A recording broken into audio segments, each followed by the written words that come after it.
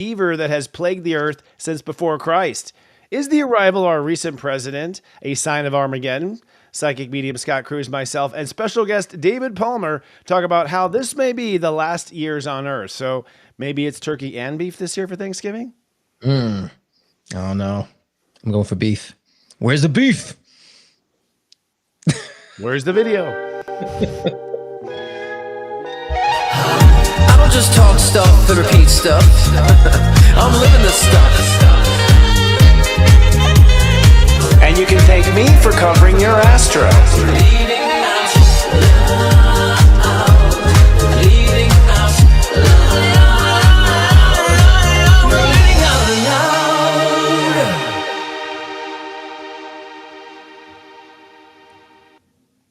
Welcome to LOL Leading Out Loud. I am astrologer Christopher Witecki and joined by my good friend, psychic medium Scott Cruz. Hey, Scott, how you doing, brother? How's it going? How was that Saturn? Last day of Saturn, huh? Retrograde? We'll talk about that, actually. That's another Armageddon topic. Saturn direct. Well, actually, a full moon in Taurus, actually, Friday, brings an annual end of times message from the universe, which is also known as the Pagan New Year, which is also known as Halloween. We'll talk about what it means for you. Scott and I also chat about the energies in our Psychic Surf Report. And for today's feature story, our topic is Armageddon. According to the book of Revelation, humans are to experience an end times where a gathering of armies will come together for a great battle. Is this the end of times? Astrologer and social influencer David Palmer, aka the Leo King, is here with us to discuss the astrological history of Armageddon and propose what he sees in his prophecy of our lifetime. But first, Scott, let's do our Psychic Surf Report as we always do. I have to say it has been a shift show for me this week as far as energy is concerned. It's no secret that after the election, the United States, President Trump has been re-entered as his role as president-elect. The energy in the country has gone south, I think, and we've been seeing it all over. But I actually marked this not so much as political, and I said this last year, but Scorpio energy. You know, Scorpio energy is tumultuous. It's black and white.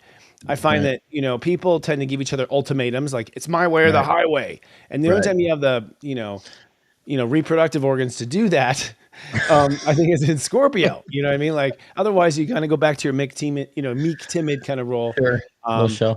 The energies of this prior week are sort of building up, and I'll just give you the foreshadow astrologically of what's happening. You brought it up already. First of all, we have a full moon in Taurus. That happens on Friday morning. Now, that full moon is typically the Halloween full moon. It's also known as the Pagan New Year. The pagans celebrated New Year with that full moon in Taurus, which became, the moon of Halloween. But it doesn't always stick around Halloween. It moves around, as planets tend to do, and moons. And what it means spiritually, energetically, is a rebirth, a pagan new year, because Scorpio is death and Earth, Taurus is creation. And so that is the line. So we are up against a little astrological Armageddon on Friday morning. But I think probably sealing the deal that it's Armageddon, Saturn stations direct early that morning, which means karma is now moving forward again and shift will hit the fan according to karmic and whatnot. So you could say it's going to be, it's been high seas for me and my subscribers and my team at Sirius Joy. We've all been sort of even sort of a little bitchy with each other. You know what I mean? Like everyone's been a little bit of a biatch. A little? Yeah. Has our team been hard too? I know Adam always is. Yeah. The director. What do you experience? I mean, what have you been seeing in your own following? You do a show on Thursday nights. What are you picking up on? I always say, the magic of astrology is like harnessing the energy either for empowered or disempowered. So when I look at certain phases or cycles, I say, okay, how can I harness the energy to empower myself, not to be disempowered? I think when we're unconscious to what's going on astrologically, we could either sabotage ourselves or, limit to what we're trying to accomplish.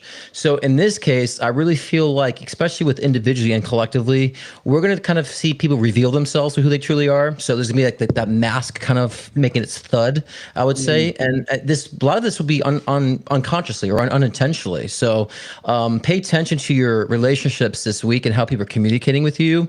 Because I also think it's a good time to reveal who you truly are. A lot of people have been holding back. I think right now is a perfect opportunity to start expressing the things you've been kind of being constipated on and letting that flow out. And so you can reveal your true nature. And so there will be a lot of that conflict, people bumping heads a lot. Adam, our producer, had some bumping of heads last night at his game too. Literally. And so literally he's all bruised up from that. So, I mean, we need to pay attention to this, but in the same token, I always say this could be a disempowering stage for you where again, you can feel defeated by other people's points of view and demands, or you can stand up and reveal your true nature and not take that shit. So, what's interesting is there's a that's not even a planet. It's a calculation called Black Moon Lilith. I don't know if you're familiar. Okay. But it's sort of like the Antichrist of astrology. It's this energy Gotcha. where we track it where it is. It has to, it's either a dust cloud or it's like the space of the moon's orbit, whatever it is Dust actually cloud. scientifically. No, that is Waldemath, a version of it. Yeah. This has been apparently viewed a few times through telescopes, but it symbolically indicates we're all, where Lilith, the first wife of Adam, Right. comes back for revenge or whatever. Point being, she is at step 14 and 15 Libra this week, which means basically the Lilith or the dark side of people Right. are coming out in their relationships. Sure. Which I have seen in a couple. I mean, I'm seeing lots of cases where people show me sides of myself like, Jesus, I didn't know you had that in you. It's like, I don't know, absolutely. So I think you're right that there is that that's coming forward, and the planets also suggest that this full moon in Taurus is at 24 degrees, which actually has to do with your relationship to the future. So technically, this year's full moon in Taurus, to me, my interpretation is that you're going to let go of an old marriage you have to reality or to creation or to the future. I've seen a lot of I've seen a lot of Twitter's X posts saying they're leaving the country due to the president. So they're changing their future. They're no longer Americans, apparently. Which I think is harsh. Again, that black and white harsh, like, you can just turn off the television. You're not go my ahead, child anymore. All this like disconnection, ending of relationships. Yeah, it's kind of extreme. I've never had more threats to me, like people giving me ultimatums, like you do this or I'm going to do that. It's like, fine, take hostage of the relationship. Have you seen a little bit of that edgy hostility yourself? In my personal life, I've been seeing others, having those experiences with others in a sense. Me, not so much. I've been seeing it more working in my favor. I've been seeing a lot of synchronicity this past week. Things really fitting together. So, but for me, like I said before, I'm starting to realize, oh, this is who I really am, right? Because I've always been focusing on other people. So it's actually showing to me who I really am. So those in the empowered end of the spectrum will start feeling that sense of self and sense of synchronicity. So yeah, but I've noticed with my clients, there's been a lot of that opposition, a lot of demands. And I think, look, we can be saying it's a negative experience in the process, but I think at the end of the day, we do need to refine and we do need to kind of separate in order to come back together. So I don't think the separation period is necessarily a bad one. I think it's needed in order for us to regroup, reconfigure, figure out what we need and come back together at a point where we're stronger. So I always say this is a positive thing that needs to be done, needs to happen. That's why it's happening. And the astrology has got some interesting points as well. Saturn direct actually in Pisces is huge. The last time was the early 90s. David can probably talk to that. And it's only, every 30 years we're forced to face our karma. Right. And that's Saturn in Pisces basically. Saturn stationing direct says, hey, okay, you've been given the chance to clear out your karma. The bus is leaving without you. And I think there's two aspects that happen. But my point is that what's going on here is not so much the shit you are upset about in the present. Right. I think there's a lot of projection. I see people overreacting to small things. And when that happens, it's because this has been bugging you for centuries and it's happening again, right? I even think with the elect President Trump, I've made the prediction. I think it's bringing up all the times where people died under Mussolini, died under Hitler, died under, Attila the Hun, so I feel, there's other projections going on, which absolutely. Which means that I think once we get over this particular, would you say, constipation flowing out? That's what I'd say. I'd say we are X-laxed for a long time. Right. Yeah. But the thing I think is important to notate and to be conscious of is that we're all going through this collectively. So we all somehow are on similar parallels here too. Yeah. So the minute you start blaming people and stuff, like, understand, like, it's a reflection of karma, like you said, that then we're resolving, being forced to resolve, which is for the sake of humanity, but also our own individual soul expressions and evolution. It's needed. So we should really take heed to these times. And so, but we're on the same parallel for a reason. So. Yeah. Have you witnessed a timeline shift that like a distinct where some people are just on a whole nother world, clearly?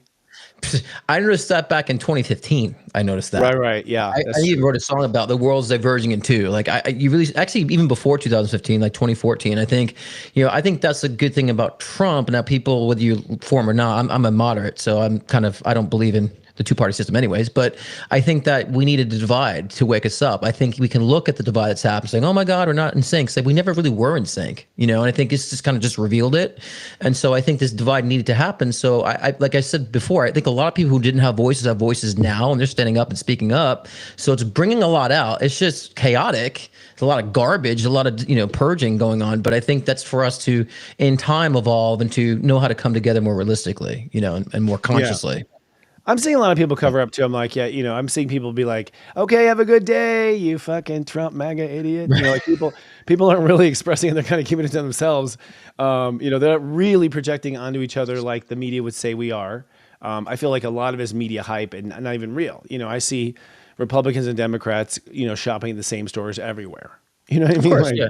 It's actually after the election, I noticed too, and I'm in a very liberal state, liberal city. I'm in Palm Springs, and everyone just seemed relieved that it was over. So people seemed like light energy. It was kind of like I thought it feels more tension, and I really didn't feel it out and about. It felt more light. It's over with. It's done. Let's move on. We did it before, so I think I agree with you on the narrow perspective that the media kind of shines on these things.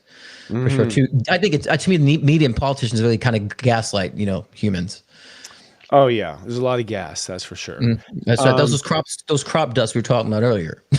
Right, exactly. Well, moving into after this full moon, which apex is literally in the next 24 hours, it looks like there's a lot of interesting, strange times ahead. I'm just going to put out there. We can talk about it with David as well. But next week, to predict next week's energy, and I'd love to hear your psychic third eye on it. We are wrapping up Scorpio, so it's sort of like throwing in the towel to maybe what you'd hope for, whatever. Really, the divide, I think, technically happens after this full moon in Taurus, where some people are going to manifest a future where life is hell, and some people are going to manifest a future where life is just dandy. And from that point on, we sort of seal the deal, and then we go into Sagittarius, and Sagittarius is like, la, la, la, la, la. I'm just listening to my lyrics and what I believe is true. And so I think basically the divide happens. It's like people start to go to that wormhole. And then moving forward, we have Mercury retrograde, which means now we rethink the fact that we're in a different land. We're not in Kansas anymore, Toto. And then we have a 6-week Mars retrograde in Leo, which also is I've lost, my heart is lost. What will I do? Or my heart is won. What will I do? So we sort of go down. The point is like this is the last moment this next week of I think where it's going to be in the world. People all retreat to their tribes and cults in December. That's interesting because I was, kind of psychically feeling about people going to isolation mode to a certain degree, and of course we think like logically we have the holidays, so people tend to hibernate to their families and so forth. But I think that just figuratively speaking, in hibernation of kind of really not really working with community in a sense or not wanting to.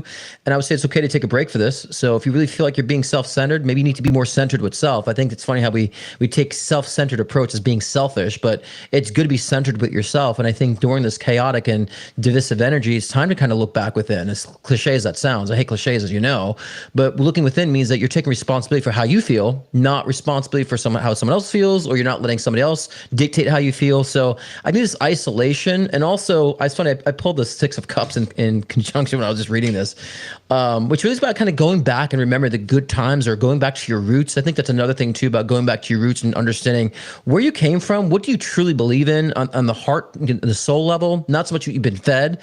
I think we've altered so many beliefs during this time because of politics and how we've swayed our perspectives, that going back to the roots in this isolation time and then the following week will be a very, I would say, benefit moving forward and see more progression in your individual lives. So I think it's kind of time to stop being so collectively focused, for the next few months. Well, I mean, that's the whole magic, I think, of Ascension right there. I feel like the Ascension, the people who are on what I call the rainbow bus are, yeah, I know, and that's no throw to you, are basically realizing the truth of reality, which is you are reality. And if you start looking at the TV show to understand yourself, you've lost touch with creation, right? You've lost touch. The Frankenstein has gone off. I think we've all been wrongly misled through organized religion and things through these methods. So no one even should be blamed for it. We've been manipulated by TV, radio, film, everything. But it's like, if you think, to me, that's the divide. I mean, if you think your power is in who was elected as president, unfortunately, I think you got another round on the struggle bus. And if you feel like it doesn't matter because you create your own reality, I think you're on the rainbow bus. So to me, that's the great divide of Scorpio this year, right? Mm-hmm. Totally. All right. So speaking of self-centeredness, it's now time for a shameless promo for myself. One of our Today, LOL Leading Out Loud is brought to you by SiriusJoy.com, where we are holding our White Light Friday sale. Retailers call it Black Friday, but we're here at Sirius Joy. We're rebranding it Friday. We feel like we have the right to do that, to be based on the light with the White Light Friday sale. On Friday, January 29th, Sirius Joy is offering a special sales promotion. Get 2 months of Sirius Joy for just $3.99 a month. If you've been a Sirius Joy subscriber before and want to come back and try the new improved service, your status has been reset to new customer, giving you the ability to sign up for the introductory rate. Now, Sirius Joy, if you're not familiar, is a spiritual life coaching service I developed with my silent partner that uses your personal date of birth to curate highly personalized spiritual life coaching segments for you. Our service sends up to 10 messages per day to your smartphone, web browser, or email address, coaching you into seizing the day of the best version of yourself. We also have a plethora of other features our subscribers love, such as our daily audio podcast, the Daily Pep Talk. We do a musical sound healing every day with something we call the Sound Drop with Kristen Ryder. We have the Mega Monthly Show that gives you the month's perspective, co-starring Robbie Hunt. And releasing later this month, Scott, Sirius Joy has actually casted Mary Magdalene. That's right. All right. That's right, Yeshua's wife, through her primary psychic medium channel, Krista Marie. So don't take my word for it, folks. Try all these special features and more for just $3.99 on our White Light Friday sale. Going live on Friday, November 29th. Use the special promo code White Light Friday. Yay. How was that? Say that 5 times fast, will you? White Light Friday. All right. So let's move on to one of my favorite topics, Armageddon. All right. I know. Such a So great exciting, topic. right? Thanksgiving table. With the recent re-election of President-elect Donald Trump, X.com and other social media platforms are hashtag trending with Armageddon, the idea first predicted by the book of Revelation in the New Testament, in which the Christian Bible in the land of Megiddo, I think, the prophesized location of Armageddon. Basically, a variety of armies will come together for a great battle that they call the end times. The question is, are we in these end times now? So to discuss the topic, we have a special guest today. From the perspective of astrological history, we've invited a fellow social influencer and astrologer who has partly made a name for himself through retro-analysis of astrology and history, particularly on his independent platform and app, High Vibe TV. So welcome to the show, our special guest. And this is the first time he's been on the show, the Leo King, David Palmer. Hello, David. Welcome. What's up? Dropping I've been snaps. doing astrology with you, Chris, for 15, 16 years now. I know. We're going to just be old men. Like, it's been 50 years. It's been a long I know. time. It's true. And I think along those times, many predictions of Armageddon. We'll talk about that, man. But first, I'd like to have your opinion on the energies going on right now as far as the whole Trump election. I mean, you have seen the worst of it through COVID and whatnot with people and attitudes and cancel culture and all this stuff. Where are you witnessing on your platforms? Where are the people now? What are you picking up on, man? I mean, it's very interesting in the astrological community. 80% of the astrologers predicted Kamala Harris, and so really? Okay. Yep, they did. So, Yeah. So there's this huge battle happening over why does the majority get it wrong? They got it wrong with Hillary. They got it wrong with Kamala. So there's this more of a deeper look into why so many astrologers are getting it wrong. And then there's also this kind of infighting happening of the people who got it wrong with their own fans being mad at them. Really? I don't think you should be mad, right? It's a 50-50 situation, right? Yeah, and I totally. think what people are picking up on, though, is I do feel like everybody's not going to be happy in a way because it's whether it's Trump who won or does Kamala become president for a month before she leaves office. Maybe they did predict her coming president. So I feel like everybody's picking up on these very weird undertones. And when it comes to these kind of end times, I mean, it's the end of the ages. That's really what it always is. But if you think of all these outer planets, Pluto, Neptune, Uranus, all at the end of their signs, ready to move into new signs here at the beginning of 2025. Pluto coming into Aquarius, finally, for sure, in the next week. I mean, this is where everybody's feeling on edge to this huge new shift. Okay. And however that goes, it's all meant to be, the way that the pieces are. I always like to think of, well, the end of Pluto Capricorn is the end of all these systems, and all you're hearing with Trump is he's got a bunch of Democrats that are in there, right? It's more of this unification of like, let's gut all these things that have just been wasteful. And so I think a lot of people are a little bit of afraid of that subconsciously because we're so attached to the system. We're so attached to how everything always ran, where I think like most people are excited for it, but I think we're all dealing with the media. And I think that woke up on both sides of the aisle, this media, this Neptune at the end of Pisces, where people were being fed in their echo chambers. If they watched this side or that side, like this is going to happen, this is going to happen, this is going to happen. And both sides were saying it was the end of the world if either of them got elected, which cancels each other out, because that's not going to, that means none of us have a choice, but we all have a choice, like by spirit, to not go through the destruction of the world. You know, like that's the way, it's like 2012 all over again. Jupiter and Gemini 12 years ago, everybody thought the world was going to be destroyed and end, and had horrible movies of it. It's the same thing. And we'll talk to that. Go ahead. Go ahead. Yeah. I have a question too about, the whole, because astrology is a science. So what's your take on why half the people are making a false prediction or wrong prediction, the other half are? Like, what's your take on that? If it's a science, what are they reading? Or is it kind of more propaganda to get people to harvest their energy to believe we can manifest that? What do you think is the cause of that? Why people are getting such dichotomies in the astrology reads on that? Well, I think you have to use history and use the cycles of the planets. So like the last election with Neptune at the end of Pisces was the 1860 election with Lincoln, right? And it was when the Democratic Party split, and they had a really weird dual convention where all the electors of all the delegates weren't behind the candidates. So they had two different candidates. Well, all the delegates weren't behind Kamala. Michigan wasn't behind her. And they didn't reveal that till the end. It was also a vice president that was the incumbent, who wasn't really liked much. And then Lincoln, who was all the bad press on him, that he was too much of an abolitionist, and he was gonna force the end of slavery nationally, which is never what he said. He just said, no, just new territories.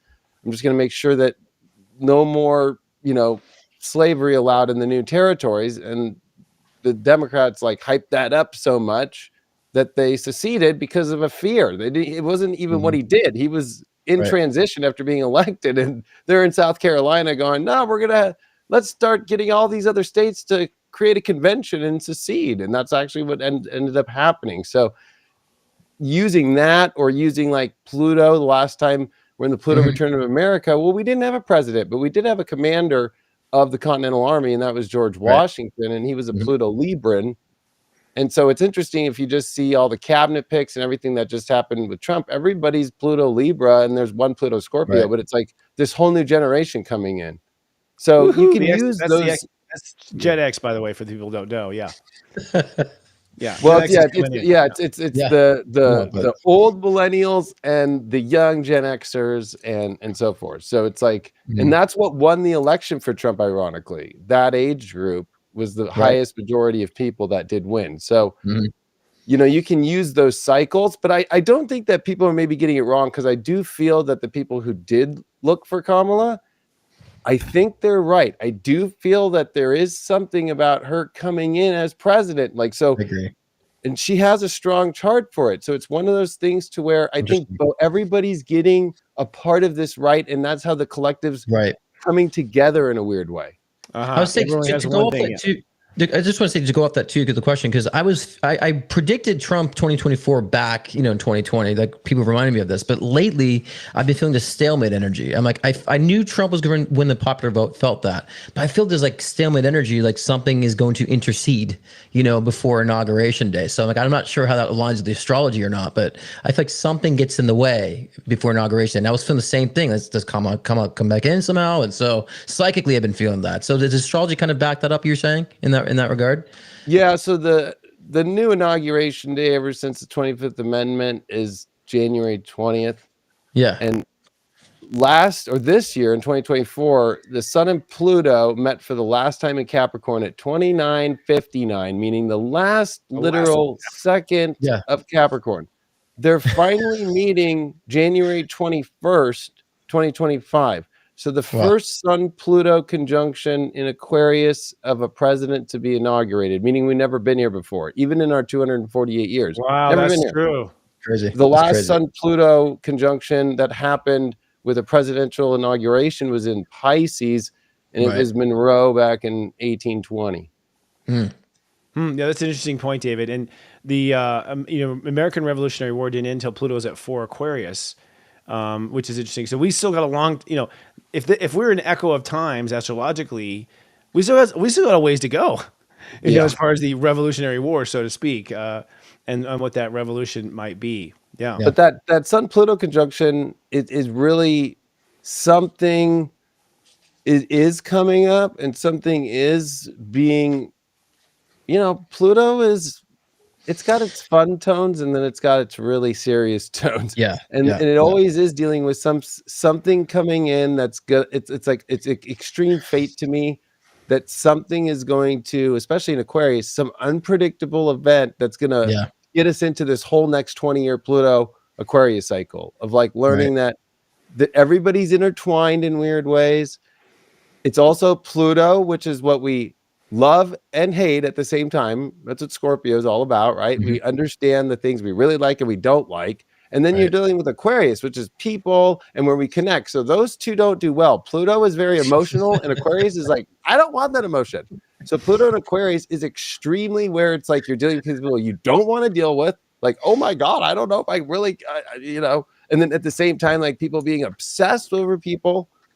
And some people that you can't get rid of because Pluto doesn't let things just like go away easy. But Aquarius wants to get away. So it's kind of that thing where we all just can't run away into isolation anymore. That world isn't going to really work. Pluto's going to, force us to look deeper into these things. And also force everybody to connect on a more deeper emotional level, which if you think we've already been there, it's like, nah, we haven't been there yet. Yeah. I'll say, just speaking of what you said, David, and also Scott, in regard to something funky happening. First of all, Pluto, Scorpio to me will hold out to the very last moment, right? Sexually, everything, right? Like they will hold out. And Capricorn will hold out just out of greed and control power issues, right? So Pluto and Capricorn, to me, you're going to see in the very, very, very, very, very last hour, 29:59, some last minute somethings to sort of steal that football or whatever. So I think the astrology speaks to that. When you speak about a world event or something that no one's considered, what do each of you think about instead of a fake moon landing, a fake alien invasion happening? That seems to be a real potential. I mean, they just had the UAP hearing yesterday, and we're coming out saying, the UAPs and all that, it's an alien, life force out there, and that, there's all these different secret groups that are in our government, and they have more pictures. So more came out, not like the biggest bomb drop again, but I would say that's the closest now we are to them just about to be like, that stuff happening up there that you don't see, we see more. And then if you think that we've had this weird asteroid never before in our lives, that's been our second moon during this whole period, that's finally about to leave. We've had an asteroid that's come within the moon's orbit and has been orbiting the Earth for this whole last 30 plus days. Really? It's like something has been come down to watch us, and I feel we've always kind of known this moment. Even Chris and I talking like 15 years ago, when Pluto leaves Capricorn, it comes to Aquarius, it feels like somebody's gonna be watching. And it's like everything in the universe has come to watch this moment. I feel that. There's a bunch of green guys with like binoculars looking at Earth as they do a flyby. It could be them. It could be, it could be all just, I think, all the spiritual beings and all of the universe, I think, has come here, and it's like the Super Bowl moment for them. Like, let's see what those humans do that get extremely high emotionally and can be very low, but also can do, we're a very unique species. And I think we're really seeing our power with Pluto and Aquarius to be like our roots. Where do we come from? What we are, but it's mainly where do we find that power that we have? And I think we have to own that more instead of look at the way we look at humanity and Earth together is like, we treat Earth so horrible and we're just horrible. We're a horrible species. And it's like, that's not doing a really good job. I think the vibration can shift so quick about how powerful are we as a species that every being in the universe has come down here to watch us. I think that's going to be what this end of Pluto Capricorn's about. Is kind of like, okay, maybe we did see the ugliest side, but still at the end of the day, that's what makes it kind of great, is the ability to become conscious and shift out of that and to change the frequency and the vibrations, which we're finally at that moment, which I would say over this next 6 months is really about. It's really about that big shift. Yeah. Scott, what do you pick up on your psychic third eye in the perspective of what this mystery event might be? The mystery of what? Would you say it again? Mystery event. The mystery, you talked about something getting in the way. Have you seen any specifics or images or, I think I want to kind of dovetail what David was just saying too about how I believe that there's also alien life force that is connecting right now with our civilization, but I also believe in energy harvesting too. So I think there's a lot of other species that are parasitic that are harvesting. I always say the manifestation communities. There's one where I feel like they're really harvesting a lot of energy from people who are in this type of vapid spiritual faux thinking. So I think it's now to be more conscious, even though we're evolving and shifting our species. I think it's conscious to look out for the signs where there might be places where we are kind of being energy harvested on, because there is so much power, like David said before, that we are evolving. That's we're going to start really realizing the potentials of our power, but there are those that want to harvest that and take it. So I don't think all that are watching are actually in our favor and our benefit. So I think we need to be very conscious of that too, but what we're being privy to and what we're allowing ourselves to fall victim to and prey to too. And that's what I said back in the day when they did MK Ultra. That still exists today within our media, within the brainwash that's going on with the manipulation of society and culture. So we have to be aware of that too, because there's people that do not want us to evolve either, and they still want to harvest our energy. So I think now, even though it's that great moment, we have equal opposition too. So I just kind of want to dovetail what David was saying, during this course of the evolution of our species. It's important that we're conscious of that too, because we could also be left behind. It's not always we're all going to rise up. We'll be left behind too if we don't evolve. And I think that's the symbology of the revelation in the biblical text about those raising frequency of consciousness. And so again, if you don't, you'll be thrown back into the reincarnation loop. So I do think these are very important times. So I want to dovetail in this way because I really think it's important that we're objective of this too, because you don't want to not evolve either, because it's a very powerful energy. Right. The last time Pluto was in Aquarius was the beginning of the United States, and and that was completely alien territory. People having the right to free speech and the right to vote and that was all foreign. That was just crazy technology. Interestingly enough, we have a friend of the show, Wendy Kennedy, who channels the Palladians, and we had a chance to interview them off camera, and the Palladians said the same thing, David. Everyone is showing up to watch. This is like the big popcorn reality moment, the Super Bowl of the galaxy, and apparently, according to the Palladians, it's because it affects them. They are so sensitive, according to Wendy and the P's, that nuclear testing fucks up their television. Right. Like screws up their stuff. It goes to the universe. That's why they don't want nukes. They're not so they're not so concerned about us destroying ourselves again. It's it's the smell of the fart that the Earth puts off into the galaxy that is the issue. So I agree. We've been here before. We've been here in alien times and whatnot. Just look at the beginning of the United States, like how people were grappling with these new powers and how the Bank of England was trying to shut them down. Like we're there again. And segueing back to you, David. I mean, we've talked about this off camera thousands of times, but Pluto is in Capricorn Aquarius. That was the American Revolution. Neptune's about to go into Aries next year. That's the Civil War, right? Uranus in Taurus was World War II. This is the accumulation astrologically of at least 3 major history-writing world conflicts all in one. What's your take on that? Well, yeah, you're right. It's all of our 3 biggest ones of wars, right? Revolution, civil, and going into World War II. But I look at that as, okay, it is serious. With Mars in opposition to Pluto as it's moving into Aquarius here, and Mars for the next 7 months, going to retrograde from Leo back into Cancer starting December 6th. We haven't actually in our lives seen Mars in Leo back into Cancer. It's always been Mars retrograde in Leo or a Mars retrograde from Cancer. So it's going through both in the opposition as Pluto's moving out of Capricorn into Aquarius. So it's both those axis points. And so Mars and Pluto in opposition is very volatile. So you add to these outer planets. And what we're going to have to face here is like, how are we going to bring that love and that comfort back into a world that we've maybe been MK Ultra, because that's one thing. I'm glad that you brought that up, Scott. Because there is that, like, are we going to allow all these powers of control that really are just convincing you don't have control, right? Like, Right. and then at the same time, there's that Pluto and Aquarius and the Mars retrograde in Leo that's like, hey, you know what? We have to find a way to express ourselves and find ways to connect. And I think Uranus and Taurus is going to be the interesting part of this, because with Pluto and Capricorn, it disposits Saturn, which is in Pisces. And so we're all feeling this sloppiness after, you know, the pandemic, all this stuff. When Saturn comes into Pisces, it's always like, oh, it's just like everything feels like I'm behind by so much. I'm behind. And it, with Neptune being there, the ruler of Pisces, the last time Saturn and Neptune were in the same sign of Pisces was in 1523. So it's been 500 years since we've seen Saturn, Neptune, and Pisces, but they won't meet there. They're going to technically meet in Aries in January 2026. So that's the starting point of all astrology, the 0 point of Aries. So there is this whole new identification spiritually, but also making sure with Saturn that it's not too out there, because Neptune in Pisces and Neptune itself, there is no boundaries. It's the widest, you know, frequency of the whole universe and this whole understanding. I mean, it's like literally an acid trip that you're like having that moment of like, I see the whole universe, but like, you know, that's reality, and going to the kitchen and figuring out what to do in there. You don't know what to do at that moment when you're in that.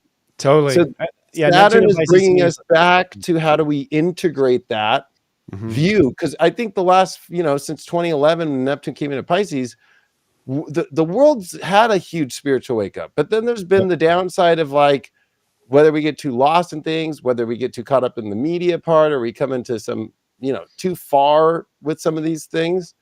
There is this moment where I feel that it's different with Saturn meeting with Neptune here to actually give us a way to bring these amazing spiritual things into actual, like, not just practice, but actually into form and new structures. Because the funny thing is the universe is ending old structures, Pluto ending in Capricorn, and then it's giving us a year later, Saturn, Neptune at the 0 point of Aries, bang, start the new structures. Like, it's not like the universe is just like tower carding us, having us do the star forever. It's like, no, I'm kind of getting you guys into gear now, you know? So it is a quick wardrobe change. And I was just going to joke about how Neptune and Pisces is sort of like serving alcohol at an AA meeting. You know what I mean? It's just like, it's like this enabler. And Saturn, you're right. I think, David, like Neptune's like, could be this, could be aliens, could be your imagination. But I think Saturn's like, no, it's fucking this. Yeah. Like it's sort of that determiner, or at least the ability to determine, or maybe people will be able to commit to the, you know, the crazy vision right from the get-go. You know, they'll be devotional to the, you know, to the what's the word?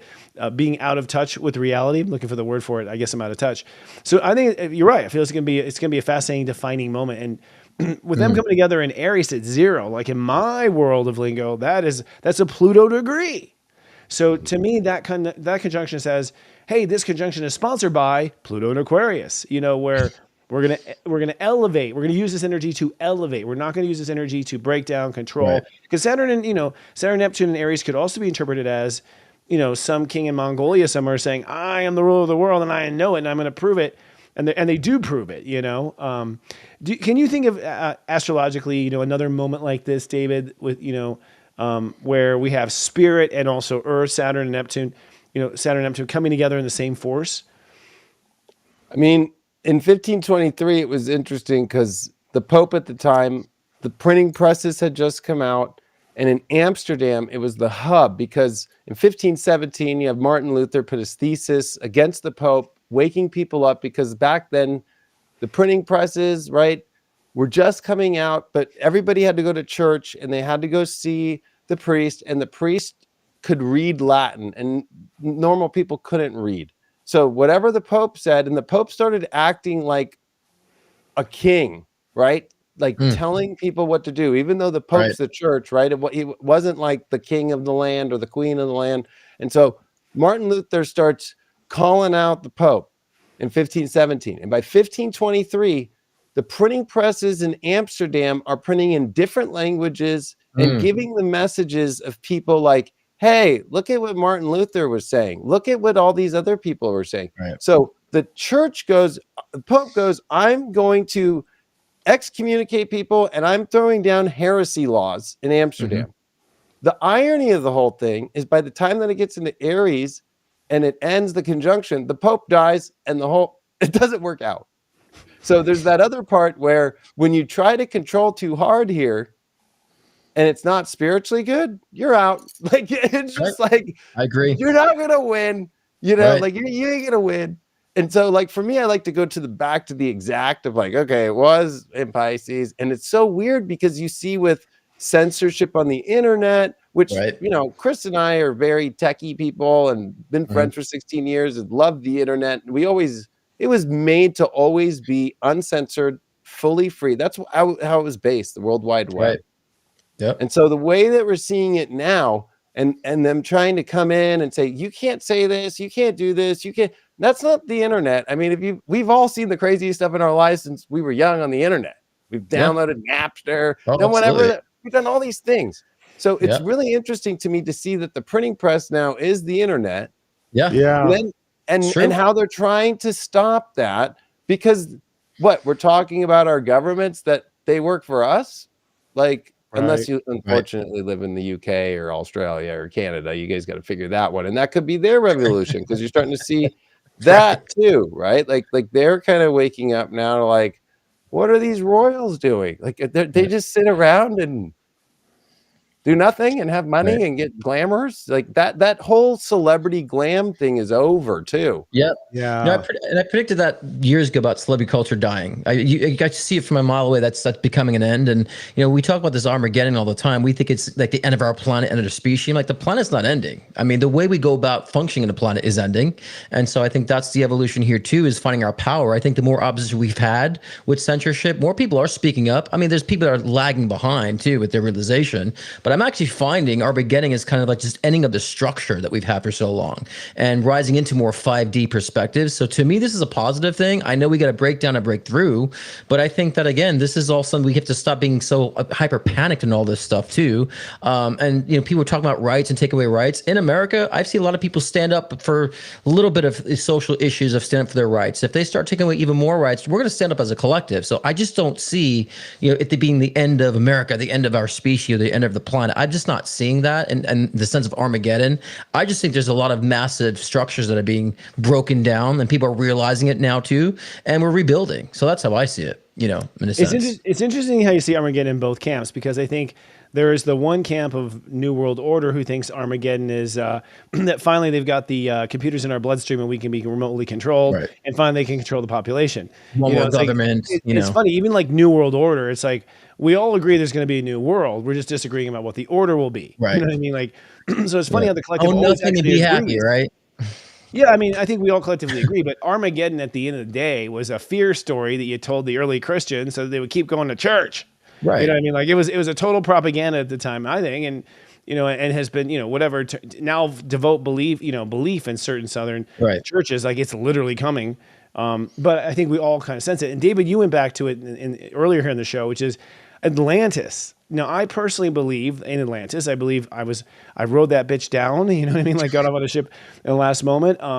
I feel like collectively it is our greatest wound. Like, that is Armageddon, that we have lived it before. We had everything in the world and we lost everything in the world and went back to tribal times and no microwaves. And oh my God, how hard was that? So I feel like, this whole projection of the end of times is really just us emotionally coping when it was the end of times. Yeah. I mean, or it's very Camelot. I mean, there's a Kennedy in the White House again. I know. So, and it's kind of interesting with like Trump, who's very Leo, right? Like energy, kind of an Arthurian figure. I'm still trying to figure out who Merlin and all the rest would be, but it's an interesting notion of both, right? Like this failure that'll happen in society, whether it's the spiritual Atlantis one, especially with technology, because Pluto and Aquarius brings that up. And if you think about going back to the alien part, right? It's 1947, Roswell. And after that, technology booms. So there's like that interesting question, not only of our own human understanding of who are we, where do we really come from, but the technology. Like if you think of the alien crafts that finally came here, that's when, it's not these little glass tubes anymore in the back of a radio. Just out of nowhere, they figure out how to make a television, how to start making computers. And now we're at this place where, is AI human? Like, is it, or was it like the aliens coming down here, setting the technology for us to be the robots that self-assemble instead of us looking at the robots? That's another fear, right? Oh my gosh, the robots are going to take over. What if we have been kind of used as little mini robots to create the aliens for them? Right. Yeah. Technology wise. Yeah. Yeah, it's interesting. And according to the piece and Wendy, both exist. You know, there are apparently, I mean, the other thing is there's an Armageddon going on in the universe. You know, there's these pesky, you know, certain alien species who keep fucking it up for other species. Like the Pleiadians had to deal with them. It's like an infestation. They show up on your planet. They start turning your people into robots, changing your chromosomes around. So there's, you know, this is also a symbol of a galactic thing. I kind of feel like the biggest shift that I feel like we'll have collectively, probably the most powerful shift, is the fact that it's not the Earth, it's the Milky Way. Like, you know, that we see things in such small solar system terms. Right. These higher chakras, if you will, above the crown start to open up and blink, you know, and I feel like that's going to happen one way or another. To me, that's the most profound, you know, next big thing to happen, really. I agree. Aquarius, Yeah, I agree. The evolution is galactic. I don't think it's just planet Earth. Yeah, I agree. The whole, you know, everything is evolving and cycling for sure. Yeah, we just think it's our little pea brain of a planet Earth experience. No, it's galactic, you know. Yeah. So I agree. And we're teaching the higher dimensionality of interdimensional beings too. They're learning from our petty density, you know, so. They are. You know, and I've interviewed angels through mediums and other, you know, entities through mediums, and they're all fascinated by the fact. What's interesting about the Earth experiment is like apparently when you become an Earthling, you know, you get sort of dumbed down. You have this amnesia drink you take before you get down into the portal, where you forget everything about the universe and all truths of mankind and go down this very dim perspective. And to them, it's really fascinating to see spirits, you know, like basically on a drug. Which is that you can't forget, you can't remember the whole galactic truth, and let's see how the little worms handle that one. You know, it's a reality series in that regard. And we get power to these little green pieces of paper. We get power to that. What? That's so fascinating. How are they doing that? You know. Well, even our money by design. Yeah, go ahead, David. Oh no, I agree. I think too. It's like we're discovering who we are, but we're going to have some other major discoveries. Like if you think about this, every planet rules this energy and vibration. It also is the ruler of the signs. There has to be there's going to be an X planet that has to describe what we've all been experiencing. Because like, what's weird about it is everybody's feeling like, so what is all this weird energy? It's like, there's another body of energy out there that we're going to discover that go, and it's going to be that planet that's like when it all culminates, like, you know, like like all the signs come together and all these planets do their big ballet and leave signs together and do this, because this is really rare. I mean, if you just go back 6,000 years and you really run it on like solar fire and start putting in like, okay, all three outer planets and when they're moving into new signs and out of Mars opposition, you know, whenever Mars retrogrades, it's the only time the sun is in opposition to Mars is when it's in retrograde, because it's the first planet outside of us. And when you start running that, and then we have a Venus retrograde that follows it right after, those are really rare moments. In Nostradamus's prophecies book of 1555, he gave the date of his preface to his son as the chart to use when the worlds will go through craziest changes. And it was during a Mars retrograde and a Venus retrograde in opposition. And we're not getting to that, but there's more charts that he shows just through dates. And I've done a lot of research on this, and we are coming into where Nostradamus would have been pay attention. And I did all the work. He uses Saturn and Aries at the 0 point as every cycle of Saturn and Aries, and you count 7 of them. So that's 30 years and 7. And then there's like another 3 that you add to get to the X, to 10, Roman numeral 10. And so after doing that and looking at where he's been right now, that's about to happen at the beginning of 2025 is where he, using his cycles, predicts we come into this huge extreme evolution in humanity. And it's going to look crazy, but I think that's where people are too stuck on the system is more than the physical, right? It's it's that whole like subconscious attachment that you know, to me, it's like, you know, it feels safe. Like my whole life, I grew up with the mailman showing up, you know, it's like, well, how much longer is that going to last? I mean, everybody's on email. The only thing that comes in your mail anymore is, I guess, your ballot and coupons. Coupons. Right. Yeah. We still got those too. And I don't even know if they're really good coupons anymore. It's just mainly like an advertisement, right? Yeah, I mean, if we're talking about the environment, what a waste of paper. I know. Yeah. Like totally. so we're coming into those things that I think people are there's gonna be people who love the new world and people who are gonna just be That's what I'm saying. very unhappy and trying to revolt, because there's gonna be a lot of like, pushback, and everybody's gonna have different values at the end of Uranus and Taurus here. But we have to remember, it's not just about you wanting to be seen for your values, but that only happens if you're willing to be truly aware and want to appreciate another person's value. Well, and I think that's where you see the relationship problems, is that people are like, I want to be seen for my value. Okay. Well, you have to be willing to also see in other people's values, and it might not be what you value fully, but that's what you're wanting to feel back from others.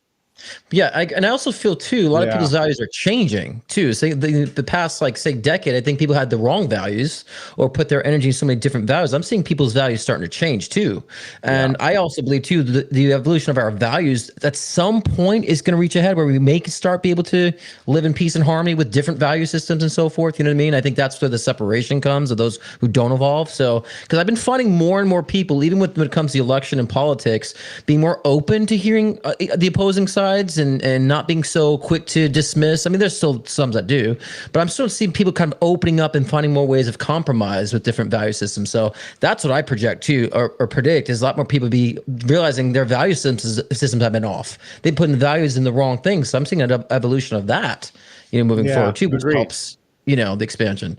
Well, Uranus, which is the ruler of Aquarius, is in Taurus, which is values. And right now, even this Halloween full moon happening on Friday morning conjuncts Uranus at step 25. So ultimately, I think what that does is create some sort of chords and allows us now to elevate to new values. When I look at values is what you put time and energy into, spending a lot of time and energy into this and spending a lot of time fight for the things people fight for, Yeah, totally. And so I agree. I've always said that the age of Aquarius is not some kumbaya. We're all doing acid and we're naked in the garden dancing together. Well, we'll do that too. Come on. Well, some gardens will. Yeah, there'll be some of that for sure. It's that we will sort of be like kind of a Texas energy, which is like, you stay in your lane, I'll stay in mine. Where it's sort of just like the way we get along is by agreeing that we don't have to all be the same. And I think we also have to realize that we've been under a spell known as Catholicism, known as Judaism, known as science. These are all brainwashing in lots of ways, to get people to thinking it's black and white, it's us versus them. This has been, if there's a conspiracy that is true, it has been this idea that everything is under one truth, this truth, the one I told you, And so we break free from that spell that there's only one truth. And then we get to the reality of life, which is like, it's actually any fucking truth you want. It's called creation. You know what I mean? Not paint by number, So we've been told it's a paint by number. It turns out you can actually paint it any color you fucking want. That to me is the big paradigm shift. And so Uranus and Taurus is, Yeah, but the goal is to be objective and unaffected, because I think that's when you truly evolve. When you can look at different circumstances, you're not affected by the negative, not affected by things that happen. You're like, I understand why it all connects, and that's how we can truly evolve too. And so I'm not affected by it. And so we can accept that. So objective and unaffected, I think, is the mastery of this reality, in my opinion. Go get that domain, objectivenotaffected.com right now. Oh, it's already stayed, honey. Oh, yeah. like George Washington was a Mason. And what's interesting is the country was based, not all the founding fathers were Masons, but the ones that you hear the most about were. And so it's interesting because in Masonry, it's everybody comes together and agrees that there is a God, but you don't bring your religion in.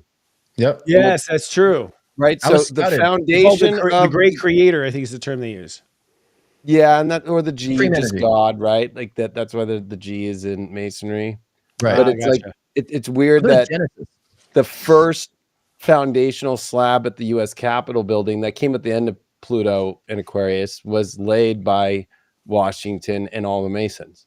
Yeah. And so what's interesting is Pluto and Aquarius also brings up, the fake Illuminati has just ended, which was the celebrity culture with the, I don't know, all that stuff, right? Like they were just like sold at a Diddy party that you're in the Illuminati now. Yeah, you got There power. was no Illuminati like that. That was like some fake Illuminati trying to be cool or something. Like that ended, right? So what's going to be interesting is I think people are going to be like wanting to go to like no technology zones to go rave at a party and just be in pure bliss love, right? Out in the desert or out in like the Salt Lakes or something like that. I've been seeing that one for years, like this, like people going, okay, I'm out of a technology zone. No phone, nothing. Because Pluto is like, yes or no, all the way, right? So when it comes to Aquarius, it'd be like, no, you have a phone, you're texting, not here, like whoa. And then also technologies that also block, a lot of frequencies and shift frequencies because that technology is out there in the spiritual community and so forth. And so I feel that there's going to be like groups. If you take the Mason idea, I don't think it's going to be so like old school, like fraternal and sorority like style, but all inclusive together, male, female, anybody who wants to be whatever they want to be. And it's going to be more about these like areas where we go, okay, you might believe in that religion or that. We're all coming here to be humans that believe in this divine, and we're all coming together to enjoy that. And there's going to be these spaces, and there's going to be that area where it feels like you can do that. And that's kind of like the evolved version of like, I think the beginnings of really, which were the secret societies, which were carrying the old wisdom because the religions were after them, right? So they had to keep all that info, and they had to carry it underground. I always like to say, I mean, I'm an astrologer. I don't know if I'd want to put my TV studio like and build it in some parts of this country, right? Like the city council might be like, I'm the reverend on the board. You can't be doing that here, son. Get the exorcist out. Like, yeah. And that's why I live in California. Like, you know what I mean? Like, that's why I live in California. It's free. And there is no, future telling laws here or any of that stuff. That was all taken out in the early 70s. So, because there are states in America where you can do this work, technically. Yeah, technically. And I think that's the solution. The solution is you want to live that life, go to Alabama or go to California or go. Right. I mean, that's the solution, that you just go across the border and you go live in a different world, different laws and whatnot. It's a fascinating talk. David, I wish we could have some more time with you today because you do such great insight. For people who don't know, tell us where you are vibing. First of all, the High Vibe TV platform, which is amazing, dude. Been watching it the entire incarnation. You should be proud of it. You're sort of reinventing yourself right now. Where can people find you for free? Where can people find you for a small donation? The Leo King is where you find me anywhere in High Vibe TV, the apps, or the website. Right. HighVibe.tv. I'm just putting it out there for those who may not know. About the kingdom. Yeah. Very simple. Yeah, lots of great stuff coming out. I'm looking forward to collabs in the future, dude, and seeing where this goes. It's been an interesting ride, and like when we started writing together, this is the time we were focusing on the most, and here it is. So it's been quite a journey. It's been 12 years since you and I did a video together, and it was on December 21st, 2012. I remember that. Yeah, vaguely remember that. Wow. Yeah, it's been that long. Yeah, it's been a long time, and I know, and actually. God, we can talk about that too. I mean, I feel like I'm seeing the same cycles of the Jupiter in that same space, and from a new perspective, a little higher up, it's kind of interesting. Because I could have sworn back then, that we were about to live what we're about to live now. Of course, I might eat those words in 12 years. We'll see. No, if you rewatch that interview, you were dead on the money about everything. Okay. Yeah. Well, excellent. So you don't need to worry. You were right. It's not even that I think that astrologers are right. I think a true astrologer, it's 100% the astrology, and you know how to like not doubt that and just fully go, this is what it's saying. This is what it's going to do. Yeah, that's got me through COVID, all sorts of different little moments of other, apocalypses. It's just that, the planets don't say that. So fuck, they've been right to my whole life. I'm going to put it all on. I'm going to put all my chips on this one and go for it. So, but thank you, David. Thanks for having me on. Love you both very much. Love what you're both doing. Thank you. Hang backstage. We'll say goodbye there too. All right, everyone. Well, Dave, Mr. Scott, any last words on this as far as how to focus in this next week? Yeah, I mean, it's just we kind of summed it up in a nutshell, I think, in the whole 45, 50 minutes we were on. But yeah, I think it's really identifying the self right now, right? And kind of being in that isolation period and, letting people reveal to you who they are and reveal who you truly are and just kind of embrace that. Don't fight it. I think too many people are fighting that growth, And another thing I want to say too that came to mind today, I think it's a message that's been repetitive. I want to tell people too, there's people that are trying to heal too much. They are just so focused on healing. I'm like, stop healing. It's because a lot of guys don't need to be healed. You guys just need to grow. And I think right now is a good time just to grow. You don't need to be so focused on healing. It's just letting go of the outdated patterns of the past and just rebuilding with new thought processes, because it's really about the growth most of the time and not so much about the healing. So too many people are so focused and emphasize their healing journey. It's like, how about you've healed? Let's continue to grow now. So I just throw that out there. I've been seeing a consistent occurrence about that in the past week. Yeah, and I was there once too, so I I understand it. The truth that I believe is that the only time you're not healing is when you're getting in the way of it. Like it's a natural process. In my step system, it's like step 11 is I come together. So right. The only time you're sick, is when you get in the way of the natural force of coming together. And just it's the realization of the growth process, because I think people get so fixated on the healing process they lose sight of the growth process too. And so, and that would be the antidote, really, to the healing. So. Yeah, the antidote to healing. That's a great topic. We'll have to come back with that. All right, friends. We're always pleased to be here week after week. If you don't know, we stream this talk show on Thursdays at 1 p.m. Eastern, 10 a.m. Pacific. And we have our famous saying as we leave. Thank you for watching. And remember, folks, don't put up with a shift show. Lead out loud. We'll see you next week. Good night, guys. Ciao. Good night, good day, good morning, wherever time frame it is. Yeah, man. Okay, so we pulled that one off. I had something I wanted to say, but time is flying by.